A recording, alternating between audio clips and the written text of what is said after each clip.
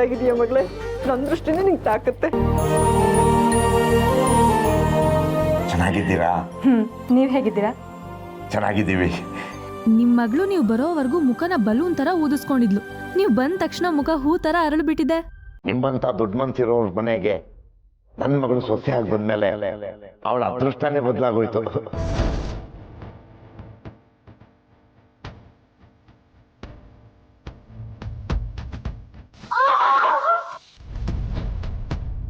ದೀಪನೂ ಅಷ್ಟೇ, ನಮ್ ಎಲ್ರ ಜೊತೆ ಹೊಂದ್ಕೊಂಡು ಹೋಗ್ತಾಳೆ, ಎಲ್ರ ಜೊತೆ ಖುಷಿಯಾಗಿರ್ತಾಳೆ. ಅವಳ ಸ್ವಭಾವನೇ ಹಾಗೆ, ಎಲ್ರ ಜೊತೆನೂ ಬೆರೀತಾಳೆ. ನನ್ನ ಮಗಳು ಗೊತ್ತೋ ಗೊತ್ತಿಲ್ಲದೇನೋ ಸಣ್ಣ ಪುಟ್ಟ ತಪ್ಪು ಮಾಡಿದ್ರೆ ದಯವಿಟ್ಟು ಮನಸ್ಸಿಗೆ ಹಾಕೋಬೇಡಿ, ಕ್ಷಮಿಸ್ಬಿಡಿ. ಅಯ್ಯೋ ಹಾಗ್ಯಾಕೆ ಹೇಳ್ತೀರಾ? ದೀಪುಗೆ ಯಾರ ಜೊತೆ ಹೇಗಿರ್ಬೇಕು ಅಂತ ತುಂಬಾ ಚೆನ್ನಾಗಿ ಗೊತ್ತಿದೆ.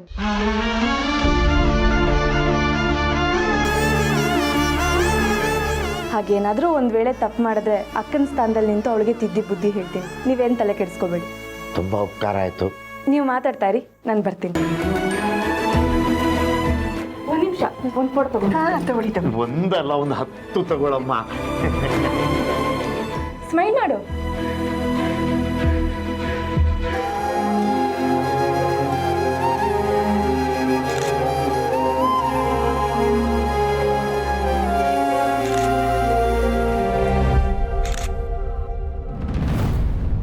ನೀವು ಮಾತಾಡಿ.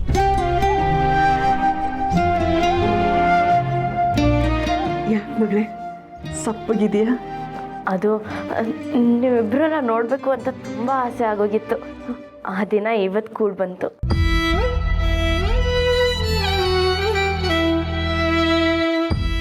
ಪೊಲೀಸಪ್ಪ, ನೀವ್ ಹತ್ರ ನಂಗೆ ಅಳು ಬರುತ್ತೆ.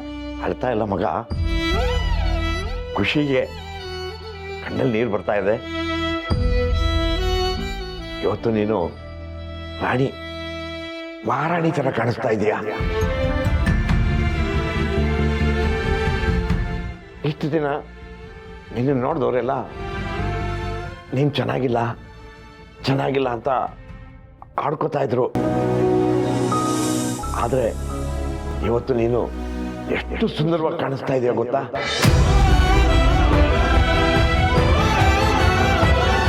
ಯಾರೇ ನೀನು ನೋಡ್ಲಿ, ಹೋಗಿದ ಮೇಲೆ ಬೆಟ್ಟಿಟ್ಕೋಬೇಕು, ಹಾಗೆ ಕಾಣಿಸ್ತಾ ಇದೆಯಾ ಮಗ. ಎಲ್ಲ ಸೌಂದರ್ಯ ಮೇಡಮ್ ಹೇಳಿ ಮಾಡ್ತಿರೋದು ಪೊಲೀಸಪ್ಪ. ಹೌದಾ? ಸಲ ಒಂದು ನಿಮಿಷ, ನನ್ನ ಮಗಳು ಇಷ್ಟು ಸುಂದರವಾಗಿ ಕಾಣ್ತಾ ಇದ್ದಾಳಲ್ಲ, ಈ ವಿಷಯನ ನಮ್ಮೂರವ್ರಿಗೆ, ಮದುವೆಗೆ ಬಂದಿರೋರಿಗೆ ಎಲ್ರಿಗೂ ಹೇಳ್ಬಿಟ್ಟು ಬಿಡ್ತೀನಿ. ನೀವು ಒಂದು ನಿಮಿಷ ಇರಮ್ಮ.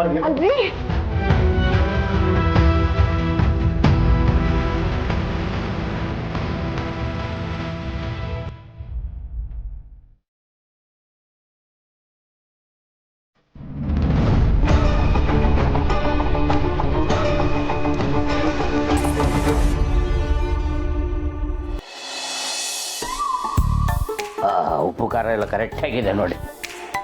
ಸರ್ ನಾನು ರೆಡಿ. ಕ್ಯಾಮ್ರಾ ಇಲ್ಲಿ ಸರ್. ಅಯ್ಯ, ಇದು ಶೂಟಿಂಗ್ ಅಲ್ಲಮ್ಮ, ಕ್ಯಾಮ್ರಾ ತರ್ಸಕ್ಕೆ. ಮತ್ತೆ ಆಕ್ಟಿಂಗ್ ಹೇಗೆ ಮಾಡೋದು? ಆ ಬುಟ್ಟಿ ನೋಡಮ್ಮ.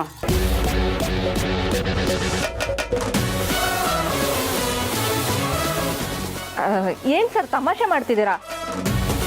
ಸೊಪ್ಪಿನ ಜೊತೆ ಆಕ್ಟಿಂಗ್ ಮಾಡ್ಬೇಕಾ? ಸೊಪ್ಪು ಕಡಿಮೆ ಆಗ್ಬೇಕು ಅಂತಂದ್ರೆ ಸೊಪ್ಪಿನ ಜೊತೆ ಆಕ್ಟ್ ಮಾಡಬೇಕು.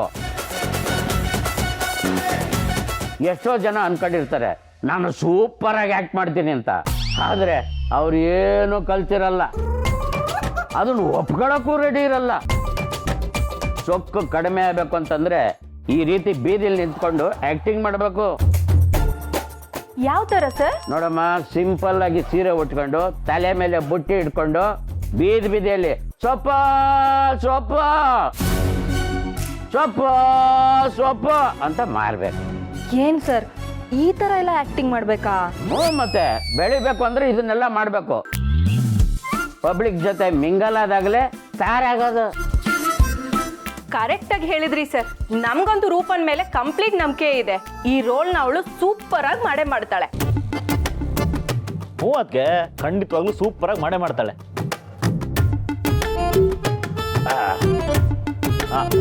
ಸಿಂಪಲ್ ಆಗಿ ಸೀರೆ ಉಟ್ಕೊಂಡು ಗೆಟಪ್ ಚೇಂಜ್ ಮಾಡ್ಕೊಂಡು ಹೋಗಮ್ಮ.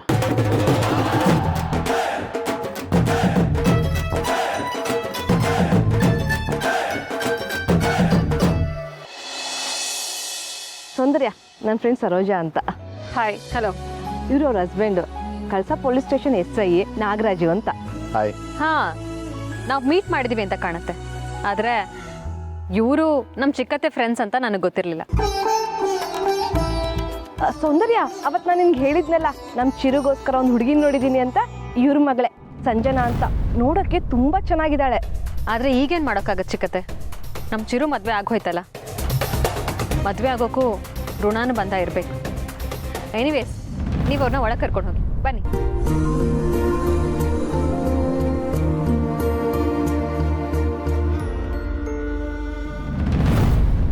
ಚಿರು, ರೆಡಿ ಆದ್ಯಾ? ಯಾವಾಗಲೂ ಅದೇ. ನಿನ್ಗೊಂದು ಮಾತು ಕೇಳಲ್ಲ? ಹೇಳು. ನಿನಗೆ ದೀಪನ್ ಮದುವೆ ಆಗೋದಕ್ಕೆ ಇಷ್ಟ ಇರಲಿಲ್ಲ ಅಲ್ವಾ? ಇಷ್ಟ ಇರಲಿಲ್ಲ ಅನ್ನೋದು ನನಗೆ ಗೊತ್ತು. ಯಾಕೆ ಅಂದರೆ ನೀನು ರೂಪನ ಇಷ್ಟಪಡ್ತಿದ್ದೆ. ಆದರೆ ಏನು ಮಾಡೋದು, ಅವಳು ನಿನಗೆ ಸಿಗಲಿಲ್ಲ. ಜೀವನದಲ್ಲಿ ಒಂದೊಂದ್ಸಲ ಈ ಥರ ಆಗತ್ತೆ. ಹಾಗಂತ ಜೀವನ ನಿಂತೋಗಲ್ಲ. ನಾವು ಮುಂದುವರಿಬೇಕು.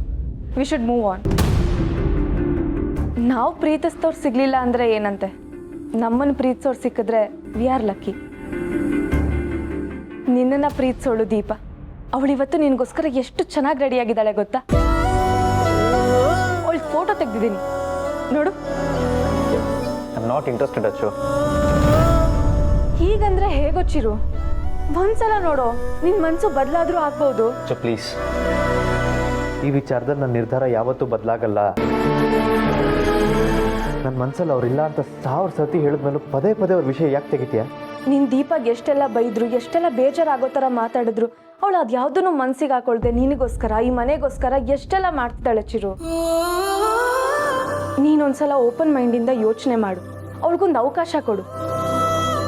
ಆಗ ನಿನ್ನ ಒಪಿನಿಯನ್ ಚೇಂಜ್ ಆಗ್ಬೋದು. ಈ ಥರ ಮೈಂಡ್ನ ಬ್ಲಾಕ್ ಮಾಡ್ಕೊಂಡ್ರೆ ಹೇಗೆ? Achchu, if it's a mind block, it's a mind block. If I am not interested, I am not interested ಅಷ್ಟೇ. ಇಂಥ ವಿಚಾರದಲ್ಲೆಲ್ಲ ಫೋರ್ಸ್ ಮಾಡಬಾರ್ದು. ಹಾಗಿದ್ರೆ ಇವಾಗ ನೀನು ಫೋಟೋ ನೋಡಲ್ಲ. ಸರಿ ಬಿಡು, ಹೇಗಿದ್ರು ಇಬ್ರು ಒಟ್ಟಿಗೆ ಸ್ಟೇಜಿಗೆ ಬರ್ತಿರಲ್ಲ, ಆಗಲೇ ಅವಳನ್ನ ನೋಡುವಂತೆ.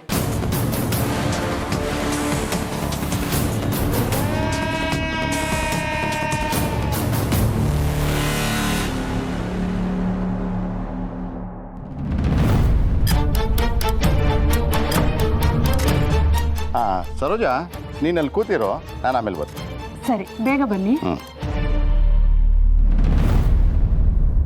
ಸುಕನ್ಯಾ ಅವರೇ, ಅದೇನೋ ಸೌಂದರ್ಯ ಅವ್ರ ಹತ್ರ ನನ್ನ ಮಗಳ ಬಗ್ಗೆ ಮಾತಾಡ್ತಿದ್ರಲ್ಲ, ನಿಜಾನ ಅದು? ಅರೆ, ನಾನೇ ಸುಳ್ಳು ಹೇಳಿ? ನಮ್ಮ ಚಿರು ಆ ದೀಪನ ಮದುವೆ ಆಗೋಕ್ಕೂ ಮುಂಚೆನೆ ನಾನು ನಿಮ್ಮ ಮಗಳು ಸಂಜನನ ಬಗ್ಗೆ ಹೇಳಿದ್ದೆ. ಆದರೆ ಯಾರೂ ನನ್ನ ಮಾತೇ ಕೇಳಲಿಲ್ಲ. ಈಗ ನೋಡಿ ಏನಾಯ್ತು, ನಮ್ಮ ಚಿರು ಆ ಸೋಡಾ ಬುಡ್ಡಿನ ಮದುವೆ ಮಾಡ್ಕೊಳ್ಳೋದಾಯ್ತು. ಇಲ್ಲ ಅಂದಿದ್ರೆ ನಾವಿಬ್ರು ಸಂಬಂಧಿಕರಾಗ್ತಿದ್ವಿ. ಅಂದರೆ ನನ್ನ ಮಗಳಿಗೆ ಬರಬೇಕಾಗಿದ್ದ ಪ್ರಪೋಸಲ್ನ ಆ ಜಯರಾಮ ಕಿತ್ಕೊಂಡಂಗಾಯ್ತು. ಹಾಗೆ ಅನ್ಕೊಳ್ಳಿ, ಆದರೆ ಕಿತ್ಕೊಂಡಿದ್ದ ಸಂಬಂಧ ಯಾವತ್ತೂ ಪರ್ಮನೆಂಟ್ ಆಗಲ್ಲ. ಇವತ್ತಲ್ಲ ನಾಳೆ ಅದು ಬಿಟ್ಟು ಹೋಗೋ ಸಂಬಂಧನೇ. ಆಗ ನಿಮ್ಮ ಮಗಳನ್ನ ಅವಳ ಜಾಗದಲ್ಲಿ ಹೇಗೆ ತಂದು ಕೂರಿಸ್ಬೇಕು ಅನ್ನೋದ್ರ ಬಗ್ಗೆ ಪ್ಲಾನ್ ಮಾಡೋಣ. ಅಲ್ಲಿವರೆಗೂ ಆಗಿರೋ ಗಾಯಕ್ಕೆ ಮುಲಾಮಸ್ತಿರೋಣ. ಏನಂತೀರಾ? ಹೇಳಿ, ಏನು ಮಾಡಬೇಕು ಅಂತ? ನನ್ಗನ್ಸೋ ಪ್ರಕಾರ ನಿಮಗೆ ಅನ್ಯಾಯ ಮಾಡಿರೋರಿಗೆ ನಿಮ್ಮ ಬುದ್ಧಿವಂತಿಕೆ ಉಪಯೋಗಿಸಿ ಮರ್ಯಾದೆ ತೆಗಿಬೇಕು. ಇದರಿಂದ ನಿಮಗಷ್ಟೇ ಅಲ್ಲ, ನನಗೂ ತುಂಬ ಸಂತೋಷ ಆಗುತ್ತೆ. ನಮ್ಮ ಮುಂದಿನ ಪ್ಲ್ಯಾನ್ಗೆ ಇದು ಮೊದಲನೇ ಹೆಜ್ಜೆ ಅಂದ್ಕೊಳ್ಳೋಣ. ಸರಿ, ಆಗಿದ್ರೆ ನನ್ನ ಕಡೆಯಿಂದ ಏನಾಗಬೇಕೋ ನಾನು ಮಾಡ್ತೀನಿ. ಜಯರಾಮ, ಇವತ್ತಿದೆ ಕಣ ನಿಂಗೆ.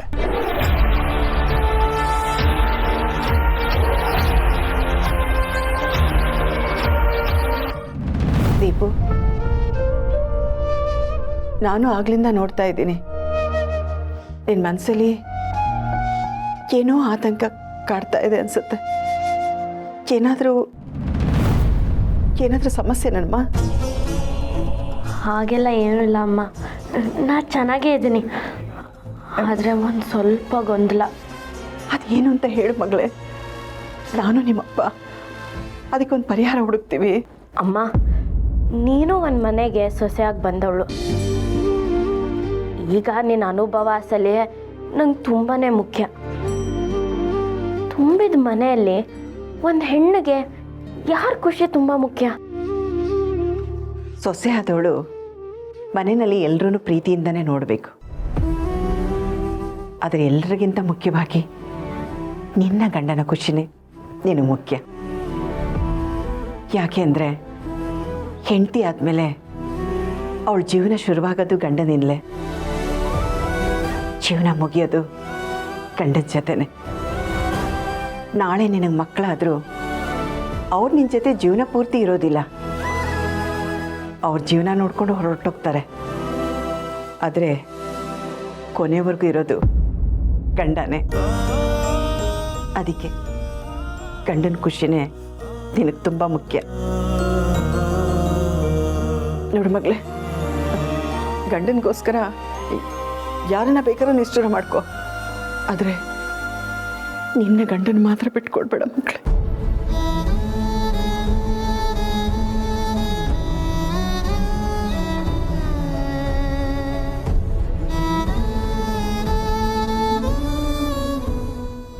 ಯಾವುದೇ ಕಾರಣಕ್ಕೂ ಚಿರು ಅವ್ರ ಮನಸ್ಸಿಗೆ ನೋವು ಆಗೋ ಹಾಗೆ ನಾನು ನಡ್ಕೋಬಾರ್ದು. ದೀಪು, ನಿನ್ನ ಗಂಡ ಅವ್ರ ಮನೆಯವ್ರ ಮಧ್ಯೆ ಏನಾದರೂ ಸಮಸ್ಯೆ ಬಂದಿದೆಯಮ್ಮ? ಇಲ್ಲಮ್ಮ, ವಿಷಯ ಗೊತ್ತಿದ್ರೆ ಒಳ್ಳೇದಲ್ವಾ ಅಂತ ಕೇಳಿದೆ ಅಷ್ಟೇ. ಅಷ್ಟೇನಮ್ಮ?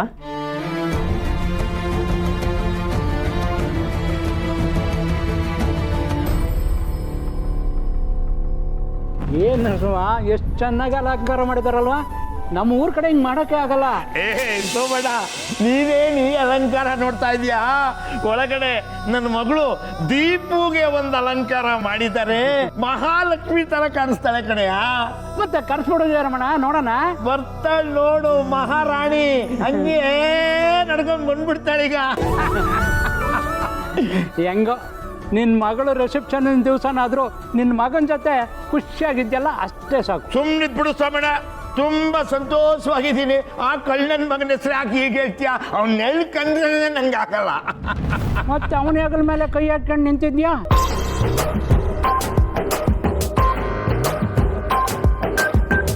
ಬರೀ ಕ್ಯಾಮ್ರಾದವ್ರೆ, ಅವತ್ತೊಂದು ಚೂರು ಇವರೆಲ್ಲ ಬರ್ತಾರೆ ನೋಡ್ರಿ. ಏನಪ್ಪ ನರಸಿಂಹ, ನಿಮ್ಮ ಅಪ್ಪ ನಿನ್ನ ಹೆಗಲ ಮೇಲೆ ಕೈ ಹಾಕಿದ್ದು ನಿನಗೆ ಖುಷಿ ತಾನೆ? ತುಂಬ ಖುಷಿಯಾಗಿದ್ದೆ ಅಣ್ಣ, ಆದರೆ ನೀನೇ ಅದನ್ನೆಲ್ಲ ಹಾಳು ಮಾಡ್ಬಿಟ್ಟೆ.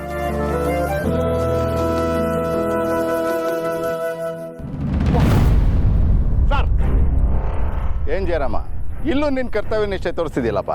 ಅಭ್ಯಾಸ ಬಲ ಅಲ್ವಾ ಸರ್? ಸರ್, ಯಾವಾಗ ಬಂದ್ರಿ ಸರ್? ನೀನಂತೂ ಕರೀಲಿಲ್ಲ, ಅದಕ್ಕೆ ನಾನೇ ಬಂದೆ ಕಣಪ್ಪ. ಸರ್, ನಾನವತ್ತು ಮಗಳದು ರಿಸೆಪ್ಷನ್ ಐತೆ, ರಜಾ ಬೇಕು ಅಂತ ಕೇಳುವಾಗ್ಲೇನೆ ನೀವು ಬರಲೇಬೇಕು ಅಂತ ಕರೆದಿದ್ನಲ್ಲ ಸರ್. ಸ್ಟೇಷನ್ನಲ್ಲಿ ಹೇಳೋದಲ್ಲಪ್ಪ, ಮನೆಗೆ ಬಂದು ಇಡೀ ಕುಟುಂಬ ಸಮೇತ ಫಂಕ್ಷನ್ಗೆ ಬನ್ನಿ ಅಂತ ಅಫಿಷಿಯಲಾಗಿ ಕರಿಬೇಕು. ನಿಮ್ಮ ಬೀಗರು ಮಾಡಿದ್ದು ಅದನ್ನೇ. ಬೀಗ್ರಾ? ಹ್ಞೂ, ಸುಕನ್ಯಾ ಅವರು ನನ್ನ ಹೆಂಡತಿ ಕ್ಲೋಸ್ ಫ್ರೆಂಡ್ಸು. ಹೌದಾ ಸರ್? ಹೌದು, ಸುಕನ್ಯಾ ಅವರು ನಮ್ಮ ಮನೆಗೆ ಬಂದು ಈ ಫಂಕ್ಷನ್ಗೆ ಬನ್ನಿ ಅಂತ ಕರೆದ್ರು. ಓಹ್ ಸರಿ ಸರ್, ನೀವು ಬಂದಿದ್ದು ತುಂಬಾ ಖುಷಿ ಆಯ್ತು ಸರ್, ತುಂಬಾ ಖುಷಿ ಆಯ್ತು ಸರ್. ಏನಮ್ಮ, ನಿಜವಾಗ್ಲೂ ಖುಷಿ ಆಯ್ತು? ಹೌದು ಸರ್, ನಾನು ಯಾಕೆ ಸರ್ ಸುಳ್ಳು ಹೇಳಿ? ಬಾ, ಹಾಗಿದ್ರೆ ಈ ಖುಷಿನ ಜ್ಯೂಸ್ ಕುಡಿತಾ ಸೆಲೆಬ್ರೇಟ್ ಮಾಡೋಣ. ಅಯ್ಯೋ ಸರ್, ಇರಲಿ ಬಾ, ಸ್ಟೇಷನಲ್ಲಿ ಬೇರೆ ಇಲ್ಲಿ ಬೇರೆ ಅಲ್ವಾ? ಬಾ ಜ್ಯೂಸ್ ಕುಡಿಯೋಣ. ನಮ್ಮ ಹಳ್ಳಿ ಜನ ತುಂಬಾ ಬಂದ್ಬಿಟ್ಟವ್ರೆ ಸರ್. ಇಲ್ಲಿ ಒಂಚೂರು ಜ್ಯೂಸ್ ಕುಡಿತಾ ಮಾತಾಡೋಣ ಬಾ. ಹಂಗಲ್ಲ ಸರ್, ಅಲ್ಲಿ ಅವ್ರು ಏನಾರ ಬಾ, ಬೇರೆ ನೋಡ್ಕೊಂತಾರೆ. ಸೊಪ್ಪಮ್ಮ ಸೊಪ್ಪು, ಸೊಪ್ಪಮ್ಮ ಸೊಪ್ಪು, ಮೆಂತ್ಯ ಸೊಪ್ಪು, ಪುದೀನ ಸೊಪ್ಪು, ಕೊತ್ತಂಬರಿ ಸೊಪ್ಪು. ಸೊಪ್ಪಮ್ಮ ಸೊಪ್ಪು, ಸೊಪ್ಪಮ್ಮ ಸೊಪ್ಪು, ಸೊಪ್ಪಮ್ಮ ಸೊಪ್ಪು, ಪುದೀನ ಸೊಪ್ಪು, ಮೆಂತ್ಯ ಸೊಪ್ಪು, ಕೊತ್ತಂಬರಿ ಸೊಪ್ಪು. ಸೊಪ್ಪಮ್ಮ, ಸ್ವಲ್ಪ ಇಟ್ಕೊಳ್ಳಮ್ಮ. ಅಮ್ಮ ಸ್ವಲ್ಪ ಇಳಿಸಿ ಅಮ್ಮ, ತುಂಬ ಬಾರ.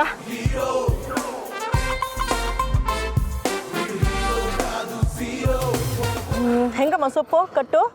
30 ರೂಪಾಯಿ ಅಕ್ಕ. 30 ರೂಪಾಯಿನಾ?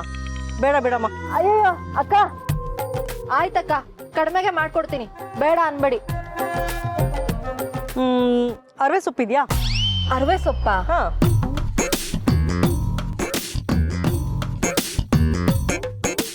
ಅಕ್ಕ, ಬುಟ್ಟಿಲಿದ್ಯಾ, ನೀವೇ ಹೊಸಿ ನೋಡಿ. ಏನಮ್ಮ, ನನಗೆ ನೋಡು ಅಂತ ಹೇಳ್ತೀಯಾ? ಯಾಕೆ ನಿಂಗೆ ಗೊತ್ತಿಲ್ಲ ಅರವೆ ಸೊಪ್ಪು ಅಂದರೆ? ಏನಪ್ಪ ನೀನ್ ಹುಡುಗಿ ಈ ತರ ಸೊಪ್ಪು ಮಾರ್ತಾ ಇದ್ದಾಳೆ ಹಿಂಗ್ ಸೊಪ್ಪು ಮಾರಿದ್ರೆ ಸೊಪ್ಪು ಖಾಲಿ ಆದಂಗೆ ಆಗಿಲ್ಲ ಅಂದ್ರೆ ಆಗಿಲ್ಲ ಬಿಡಿ ಸರ್, ಹೆಂಗೋ ಈ ಸುಡು ಬಿಸಿಲಲ್ಲಿ ಒಣಗ್ತಾ ಕಷ್ಟಪಟ್ರೆ ಸಾಕು. ಅಂದ್ರೆ ನಿಮ್ ಹುಡುಗಿ ಕಷ್ಟಪಡೋದು ನಿನಗಿಷ್ಟನೇನಪ್ಪ? ಸರ್ ಹಂಗಲ್ಲ ಸರ್, ಏನಂದ್ರೆ ಕಷ್ಟ ಪಡೋದ್ರ ಜೊತೆ ಸ್ವಲ್ಪ ಆಕ್ಟಿಂಗು ಕಲ್ತ್ಕೊಂಡ್ಬಿಡ್ಲಿ ಅಂತ. ಹಾಗೆ ಅದೇನೋ ಅಂತಾರಲ್ಲ, ಅಹಂಕಾರ ದುರಂಕಾರ ಅಂತ ಏನಾದ್ರು ಇದ್ರೆ ಅದು ಒಂಚೂರು ಕಡಿಮೆ ಆಗ್ಬಿಡ್ಲಿ ಅಂತ. ಸರಿಯಪ್ಪ. ಗೊತ್ತು ಅಕ್ಕ, ಆದ್ರೆ ಅಂಗಡಿಲಿ ಇರ್ಲಿಲ್ಲ.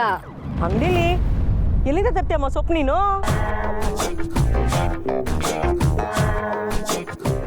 ಅದ ಅಕ್ಕ, ನನಗ್ ಗೊತ್ತಿರೋರು ಮಾರ್ಕೆಟ್ ಇಂದ ತರ್ತಾರೆ, ನಾನು ಅದನ್ನ ತಗೊಂಬಂದ್ ಸೇಲ್ ಮಾಡ್ತೀನಿ. ದಿನಕ್ಕೆ ಎಷ್ಟಾಗುತ್ತೆ ವ್ಯಾಪಾರ? ಒಂದ್ 200 ರೂಪಾಯಿ ಅಕ್ಕ. 200 ರೂಪಾಯ?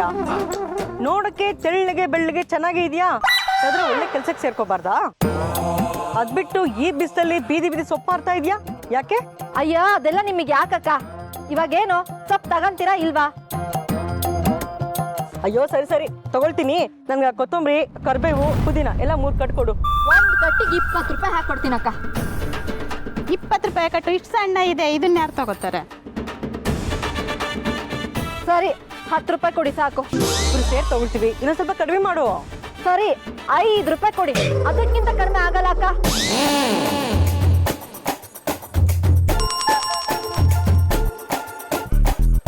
ಏಯ್ ಯಾರೇ ನೀನು? ಎಲ್ಲಿಂದ ಬಂದಿದ್ಯಾ? ಸರಿಯಾಗಿ ಹೇಳು. ಯಾಕೆ? ಇನ್ನೇನ್ ಮತ್ತೆ 30 ರೂಪಾಯಿ ಮಾರೋ ಸೊಪ್ಪು 5 ರೂಪಾಯಿ ಕೊಡ್ತೀನಿ ಅಂತ ಹೇಳ್ತಾ ಇದೆಯಾ? ನನ್ನ ಇಷ್ಟ, ನಾನು ಎಷ್ಟಕ್ಕಾದ್ರೂ ಕೊಡ್ತೀನಿ. ನಿಮಗೆ ಬೇಕಾ ತಗೊಳ್ಳಿ, ಇಲ್ಲಾಂದ್ರೆ ನಾನು ಬೇರೆ ಕಡೆ ಹೋಗ್ತಾ ಇರ್ತೀನಿ.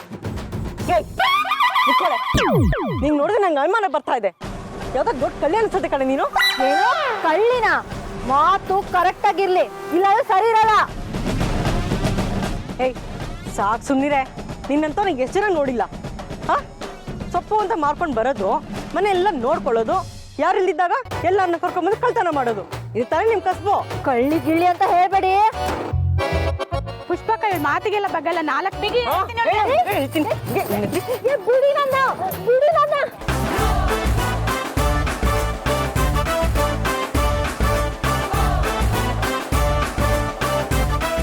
ಯಾಕೆ ಹೊಡಿತಿದ್ದೀರಾ? ಬಿಡಿ ನನ್ನ. ಕಳ್ಳಿ ಎಲ್ಲ ನನ್ನ ಮಾತು ಕೇಳ್ರಿ. ನಿಮ್ ಹುಡುಗಿ ಗಿಡ್ಕೊಂಡು ವಾಣಿಸ್ತಾವ್ರಲ್ಲ, ನಿಂತ್ಕೊಂಡು ನೋಡ್ತಾ ಇದೆಯಲ್ಲ, ನಿನ್ಗೇನು ಅನ್ಸಲ್ವಾ? ಅನ್ಸುತ್ತೆ ಸರ್, ಆದ್ರೆ ನಾನೇನಾದ್ರೂ ಈ ಟೈಮಲ್ಲಿ ಹೋಗ್ಬಿಟ್ರೆ ನನಗೆ ಸರಿಯಾಗಿ ಮಂಜ ಕೊಡ್ತಾರೆ. ಅದಕ್ಕೆ ಸ್ವಲ್ಪ ಬಿಟ್ಟು ಹೋಗೋಣ ಅಂತ. ಹೌದಾ? ಇವನೆಂತಲ್ಲ ಅವರಪ್ಪ. ಕಳ್ಳಿ ಎಲ್ಲ ಹೀರೋಯಿನ್.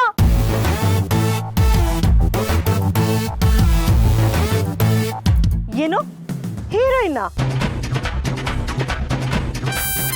ಹೌದು, ನಾನು ಹೀರೋಯಿನ್ ಆಗ್ಬೇಕು ಅಂತ ಈ ತರ ಸೊಪ್ಪು ಮಾರೋ ತರ ಆಕ್ಟಿಂಗ್ ಮಾಡ್ತಾ ಇದ್ದೀನಿ. ನಾಳೆ ನಾನು ದೊಡ್ಡ ಹೀರೋಯಿನ್ ಆಗ್ತೀನಲ್ಲ, ಅವಾಗ ಫೋಟೋ ಕೇಳ್ಕೊಂಡ್ ಬರ್ತೀರಲ್ಲ, ಅವಾಗ ನಿಮ್ಗೆಲ್ಲ ನನ್ನ ವ್ಯಾಲ್ಯೂ ಗೊತ್ತಾಗುತ್ತೆ. ಸುಶೀಲಾ, ನಂಗೆ ಅನ್ಸುತ್ತೆ ಇವಳು ದೊಡ್ಡ ಹುಚ್ಚಿ ಕಣೆ. ನನಗೂ ಹಂಗೆ ಅನಿಸ್ತಾ ಇದ್ದಕ್ಕ. ಏಯ್ ನೀನ್ ಈ ತರ ಆಕ್ಟಿಂಗ್ ಮಾಡಿದ್ರೆ ನಿಜವಾಗ್ಲೂ ಜನಗಳು ಹುಚ್ಚರಾಗ್ಬಿಡ್ತಾರೆ. ನೀನ್ ಬುಟ್ಟಿ ತಗೊಂಡು ಈಗ ಹೊರಡು ಇಲ್ಲಿಂದ. ಇನ್ನೊಂದ್ಸಲ ಈ ಕಡೆ ಕಾಣಿಸ್ಕೊಂಡ್ಸ್ಕೊಂಡ್ಯಾ ಅಷ್ಟೇ.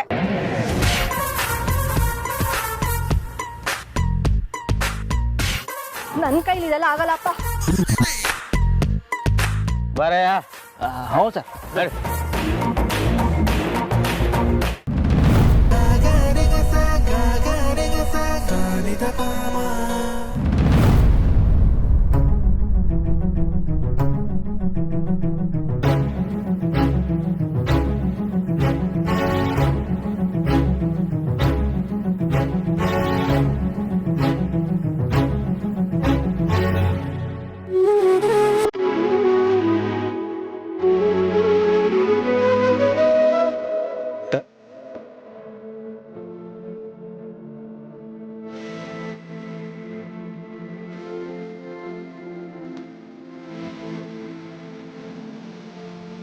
ನಿಮ್ಮ ಹತ್ರ ಸ್ವಲ್ಪ ಮಾತಾಡಬೇಕಾಗಿತ್ತು.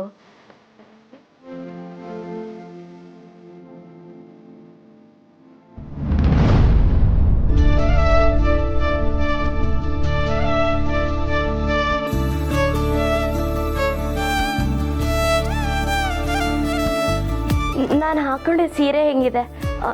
ನಾನು ಹೆಂಗೆ ಕಾಣಿಸ್ತಿದ್ದೀನಿ? ಈಗ ನಾನು ನಿಮ್ಮ ಮನೆಯವ್ರ ಥರ ಕಾಣಿಸ್ತಿದ್ದೀನಾ?